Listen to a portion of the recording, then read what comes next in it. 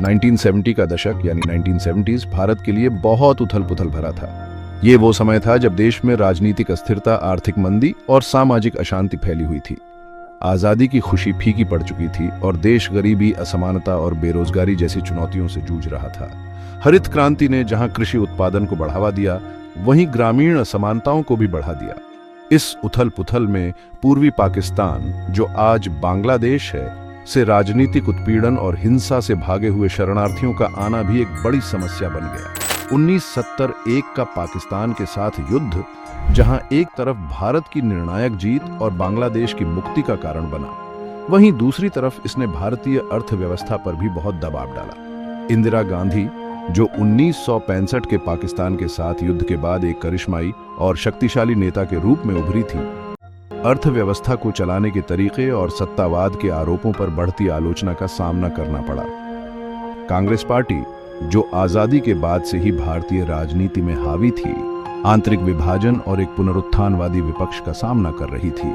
अनिश्चितता और असंतोष के इस माहौल में भारत एक ऐसे मोड़ पर खड़ा था जहां उसकी लोकतांत्रिक नींव अब तक की सबसे गंभीर परीक्षा का सामना कर रही थी।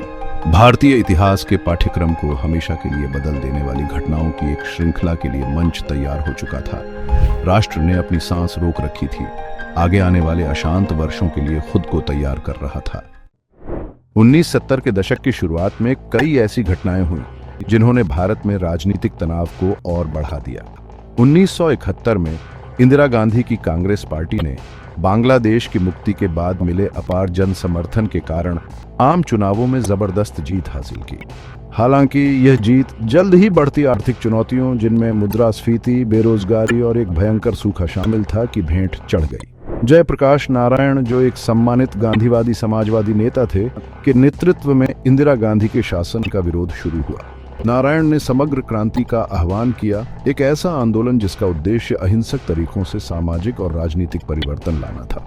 इस आंदोलन ने गति पकड़ी और इसमें छात्रों, बुद्धिजीवियों और सरकार से मोहभंग हुए मध्यम वर्ग के तबके शामिल हो गए।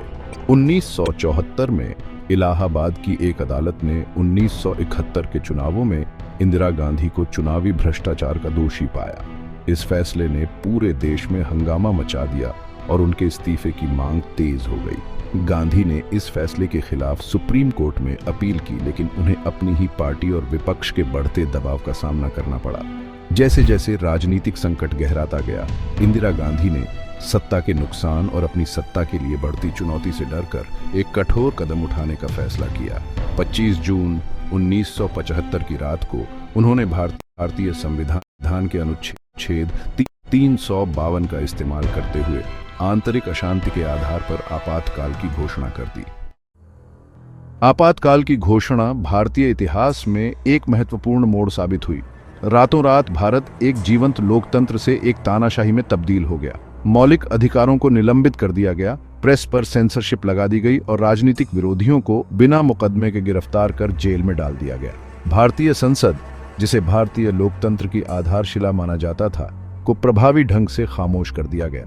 इंदिरा गांधी ने आपातकाल को राष्ट्रीय सुरक्षा और स्थिरता के लिए खतरों के रूप में माना था कि जवाब में व्यवस्था और अनुशासन बहाल करने के लिए एक आवश्यक उपाय बताया।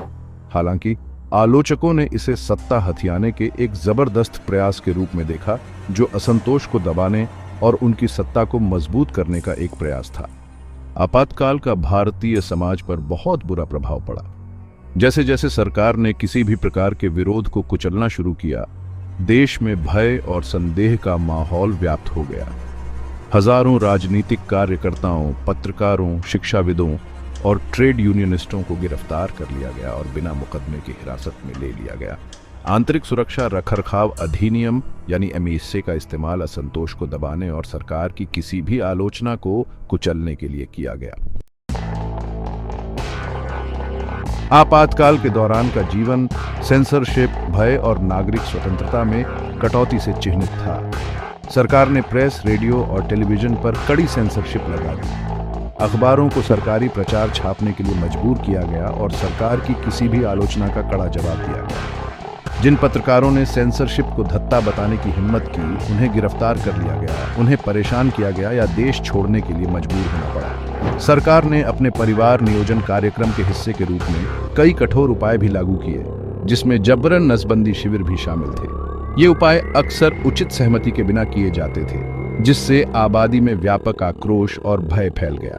आपातकाल में इंदिरा गांधी के छोटे बेटे संजय गांधी का उदय भी हुआ, जिन्होंने सरकार में कोई आधिकारिक पद न होने के बावजूद बहुत अधिक शक्ति हासिल कर ली थी।